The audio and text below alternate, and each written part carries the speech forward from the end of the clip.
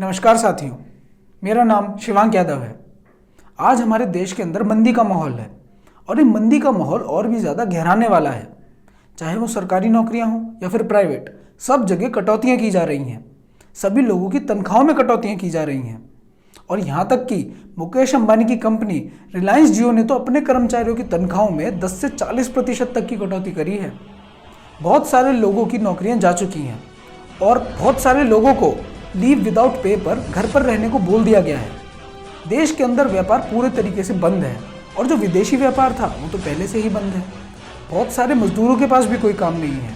काफ़ी मजदूर तो शहरों के अंदर फंस गए हैं और जो अपने गांव चले गए, गांव जाने के बाद भी उनके पास कोई काम नहीं है। सरकार के पास भी पैसा नहीं है क्योंकि सरकार की आमदनी का मुख्य स्रोत आपका और हमारा दिया गया टैक्स होता है। जब देश के अंदर कोई धंधा, कोई काम चल ही नहीं रहा तो सरकार के पास टैक्स का पैसा नहीं जाता और सरकार के पास पैसा ना होने की वजह से सरकार किसी को रोजगार भी नहीं दे पा रही है। कुल मिलाकर पूरी अर्थव्यवस्था का चक्का जाम हो गया है। अब इस सब के बीच सरकार ने हेल्थ केयर वर्कर्स के ऊपर हेलीकॉप्टर से फूल बरसाए। अब इससे मंदी का समाधान तो नहीं हो सकता है। तो हमारे सामने सवाल खड़ा होता है कि अगर इससे मंदी का समाधान नहीं हो सकता तो हमारे देश में मंदी का समाधान होगा कैसे। तो सरकार को तो इस समस्या से निपटने का समाधान समझ नहीं आ रहा है, लेकिन इस समस्या से निपटने का समाधान है और बहुत सरल है। वो ये कि सरकार को लोगों के ऊपर हेलीकॉप्टर से फूल बरसाने की जगह हेलीकॉप्टर से पैसा बरसाना पड़ेगा। आप लोगों को शायद ये कॉन्सेप्ट मजाक लग रहा होगा, लेकिन ये कॉन्सेप्ट एक नोबेल विजेता अर्थशास्त्री मिल्टन फ्राइडमैन ने 1969 में दिया था। इस कॉन्सेप्ट में उन्होंने समझाया था कि अगर किसी भी देश में मंदी आ जाए तो अपने खुद के पैसे बनाकर सरकार को हेलीकॉप्टर से लोगों के बीच में बंटवा देने चाहिए। इससे देश की अर्थव्यवस्था फिर से चलने लगती है। इस कॉन्सेप्ट को उन्होंने हेलीकॉप्टर मनी नाम दिया। अब इस बात को अगर आपको समझना है तो आपको पहले यह समझना होगा कि देश की अर्थव्यवस्था काम कैसे करती है। देश में जितना पैसा होता है उतना ही उस पैसे का सर्कुलेशन होता है। जब उस पैसे का सर्कुलेशन होता है तो घूम फिर के वो पैसा आपकी जेब में आता है, तो आप उसे खर्च करते हैं जिससे वो सामने वाले की जेब में चला जाता है और फिर आगे वो उसे खर्च कर देता है। इसी तरह खर्चते खर्चते वो पैसा फिर से घूम के आपकी आमदनी बन के आता है। ऐसे ही ये पहिया घूमता रहता है। इसीलिए पूरी अर्थव्यवस्था पैसे के सर्कुलेशन पर निर्भर होती है।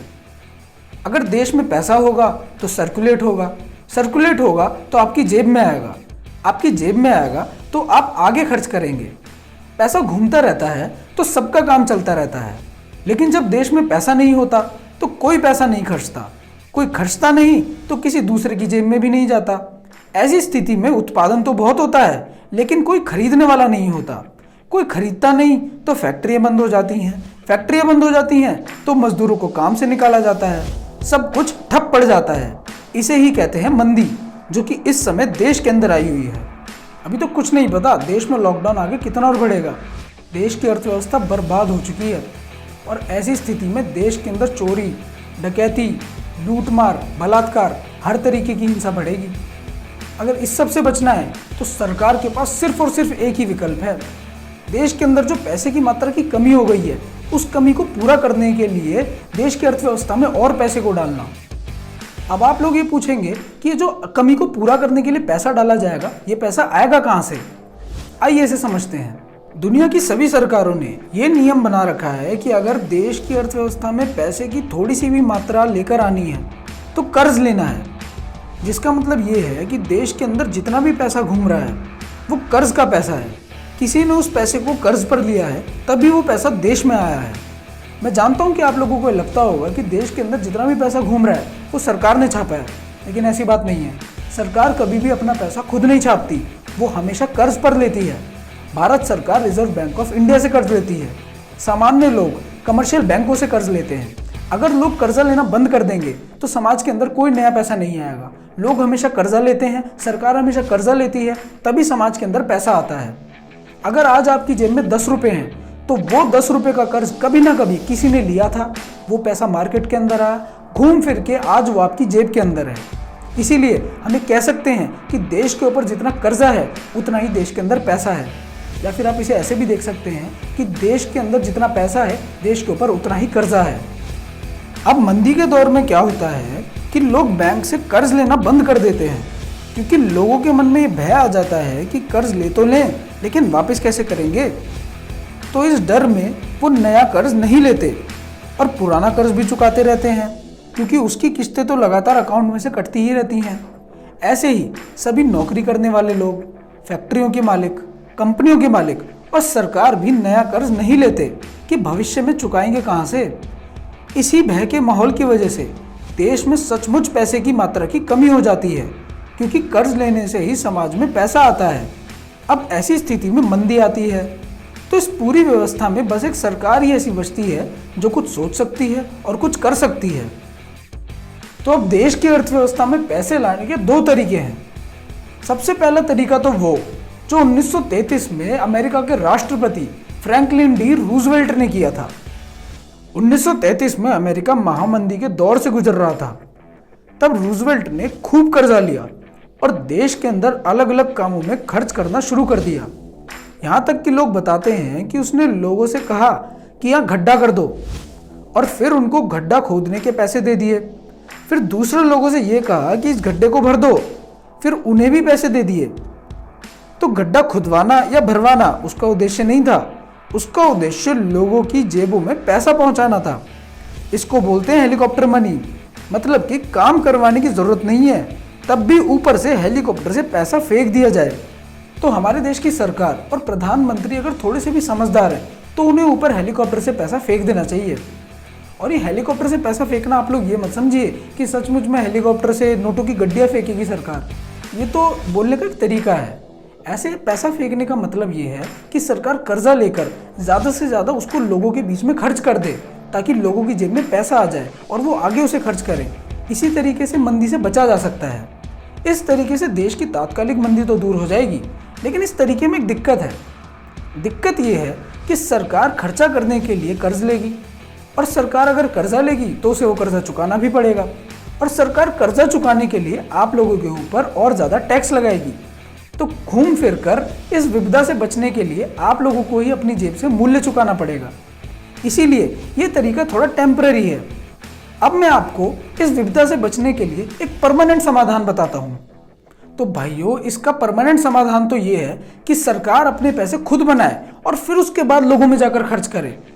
इस तरीके का समाधान पहले 3 लोग कर चुके हैं। सबसे पहले ये काम 1863 में अब्राहम लिंकन ने किया था, जो कि अमेरिका के राष्ट्रपति थे। उस समय अमेरिका में गृह युद्ध छिड़ा हुआ था, तो युद्ध जीतने के लिए लिंकन को पैसे की जरूरत थी। उसने बैंकर्स से कर्ज मांगा, तो उन्होंने 24 से 36% ब्याज मांगा। लिंकन ने उनसे कर्ज नहीं लिया। तब लिंकन के सचिव के कहने पर लिंकन ने खुद के $500 मिलियन छापे। उन नोटों के पीछे का रंग हरा होता था, इसलिए उनको ग्रीनबैक कहा गया। खुद का पैसा छापने की वजह से लिंकन वो युद्ध जीत गए और उनके ऊपर कोई कर्ज भी नहीं हुआ। इस बात से दुनिया में खलबली मच गई। लंदन टाइम्स में 1865 में ये लेख छापा गया कि अगर उत्तरी अमेरिका की यह शरारती वित्तीय नीति स्थिरता के निष्कर्ष तक पहुंच जाती है तो सरकार बिना लागत के अपने खुद के पैसे बनाएगी। वो अपना सारा कर्ज चुका देगी और ऋण मुक्त हो जाएगी। अपना कारोबार चलाने के लिए इसके पास खूब पैसा होगा। ये दुनिया के सभ्य सरकारों के इतिहास में मिसाल से परे समृद्ध हो जाएगी। सभी देशों का धन और दिमाग अमेरिका चला जाएगा। यही कारण है कि इस सरकार को नष्ट कर दिया जाना चाहिए, नहीं तो यह दुनिया की हर राजशाही को नष्ट कर देगी। और 1865 में ही लिंकन की हत्या कर दी गई। लिंकन के बाद खुद के पैसे बनाने का काम फिर किया हिटलर ने। हिटलर के बारे में एक व्यक्ति लिखता है कि जर्मनी ने बिना सोने के और बिना किसी ऋण के 1935 से 1945 के लिए अपनी पूरी सरकार और युद्ध ऑपरेशन का खर्च उठाया। यूरोप से जर्मन शक्ति को नष्ट करने के और यूरोप को वापस बैंकरों की एड़ी के नीचे लाने के लिए दोनों पूंजीवादी और साम्यवादी ताकतों को एक होना पड़ा। लेकिन यह इतिहास किसी भी अर्थशास्त्र की किताब में नहीं पढ़ाया जाता और इसके बाद हिटलर को भी मार दिया गया। अब तीसरा व्यक्ति जिसने अपना खुद का पैसे बनाने का काम किया था वो भी अमेरिका का एक राष्ट्रपति ही था, जॉन एफ कैनेडी। 4 जून 1963 को कैनेडी ने कार्यकारी आदेश 11110 पर हस्ताक्षर किए। इस आदेश से अमेरिका के राष्ट्रपति को देश चलाने के लिए कर्ज मुक्त पैसे बनाने का अधिकार मिल गया। उसने फिर फेडरल रिजर्व को अनदेखा करते हुए अमेरिकी सरकार के 4 अरब डॉलर बनाए। एकाएक अमेरिकी अर्थव्यवस्था को जीवन मिल गया। इसके बाद वे फेडरल रिजर्व को ही समाप्त करना चाहते थे, लेकिन इससे पहले ही उनकी गोली मारकर हत्या कर दी गई और उसके बाद आदेश 11110 को भी निरस्त कर दिया गया। अब साथियों, जिन लोगों ने अपना खुद का पैसा बनाया उन्हें तो मरवा दिया गया, क्योंकि कुछ लोग ये चाहते हैं कि दुनिया के अंदर हमेशा मंदी बनी रहे और उनका फायदा हो। इसी तरीके की और भी बात अगर आप विस्तार में जानना चाहते हैं तो आपको बैंकों का मायाजाल किताब पढ़नी पड़ेगी। बैंकों का मायाजाल किताब पढ़ने के लिए आप bankjaal.com पर जाकर उसे पढ़ सकते हैं। उस किताब को ज़रूर पढ़िए। उस किताब को पढ़ने के बाद आपको दुनिया के कई राज पता लगेंगे। अगर सरकार अपना खुद का पैसा बनाकर लोगों में बांट देती है तो मैं शर्त के साथ कह सकता हूँ कि इस देश के अंदर मंदी नहीं आएगी। सरकार लोगों का टीए-डीए काटे नहीं, बल्कि उनको दे। और सरकार ये निर्णय भी ना ले कि अगले साल उसे ऐसा कोई काम नहीं करना जिसके अंदर बहुत ज़्यादा खर्चा हो, बल्कि सरकार को बहुत सारा काम करना पड़ेगा जिसके अंदर बहुत सारा खर्चा हो, ताकि लोगों की जेब में पैसा जाए। सब कहते रहते हैं कि हमारे पूर्वज बहुत महान थे, लेकिन क्यों महान थे, कैसे महान थे, ये कोई नहीं बताता। हमारे पूर्वज महान थे, इसका आज मैं आपको एक उदाहरण देता हूँ। हमारे देश में जब भी कभी अकाल पड़ता था, अकाल माने क्या, ऐसी कोई भी विपदा जो बिना काल के आ गई हो, मतलब कि अपेक्षित ना हो, जैसे कोरोना वायरस। जब भी ऐसी कोई विपदा आती है तो अर्थव्यवस्था ठप पड़ जाती है। जब भी कभी अकाल पड़ा करता था तो हमारे पूर्वज यज्ञ करवाया करते थे। यज्ञ के अंदर क्या होता था, यज्ञ के अंदर यह हुआ करता था कि गांव के अंदर जितने भी कारीगर हुआ करते थे, यज्ञ के अंदर उन सभी के सामान को दान करवाया जाता था। दान इसलिए करवाया जाता था क्योंकि लोग दान तभी करेंगे जब वो सामान को खरीदेंगे, और जब यज्ञ के अंदर दान करने के लिए लोग सामान खरीदा करते थे तो गांव के सभी कारीगरों के सारे सामान बिक जाया करते थे, जिससे गांव के अंदर फिर से सर्कुलेशन होने लगता था। इसलिए जितना बड़ा यज्ञ हुआ करता था उतना ही ज़्यादा पैसा समाज में घूम जाया करता था।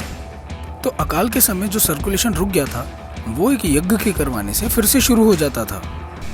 ये वही काम है कि गड्ढा खुदवाना और उसे भरवाना। इसीलिए हमारे पूर्वज महान थे। उन्हें अर्थव्यवस्था का बहुत गहरा ज्ञान था, जो ज्ञान आज नरेंद्र मोदी को नहीं है, राहुल गांधी को नहीं है, अरविंद केजरीवाल को भी नहीं है, और यहाँ तक कि देश के किसी भी नेता को नहीं है। अरे नेताओं को तो छोड़ो, ये ब्यूरोक्रेट्स जिन्हें सब समझदार मानते हैं, इनसे ज़्यादा मूर्ख कोई नहीं है। इन्हीं ब्यूरोक्रेट्स ने मोदी को ये सलाह दी कि नोटबंदी कर दो। नोटबंदी कर देने का मतलब क्या, देश की अर्थव्यवस्था का चक्का जाम कर देना। और उसने कर दिया, क्योंकि उसे तो अर्थव्यवस्था की कोई समझ ही नहीं है। और वही मूर्ख अर्थशास्त्री और ब्यूरोक्रेट्स आज भी सरकार को यही बोल रहे होंगे कि खर्चा कम करो, देश बर्बाद हो जाएगा। तो भाइयों, हमें सरकार पर दबाव बनाना होगा कि सरकार अपना पैसा खुद बनाए और हेलीकॉप्टर से फूल नहीं बरसाए। क्या बरसाए? हाँ, पैसे बरसाए। और भाइयों, सरकार पर दबाव बनाने के लिए हमने एक मंच बनाया है जिसका नाम है भारतीय परिवार। इसलिए भाइयों, भारतीय परिवार से जुड़िए। भारतीय परिवार से जुड़ने के लिए आप bankjaal.com पर जाकर रजिस्टर करें और इस वीडियो को ज़्यादा से ज़्यादा शेयर करें। और हमारे विचार को समझने के लिए आपको बैंकों का मायाजाल किताब पढ़नी ही पड़ेगी। बैंकों का मायाजाल किताब पढ़ने के लिए आप bankjaal.com पर जाकर ही उसे पढ़ सकते हैं। जय हिंद, वंदे मातरम।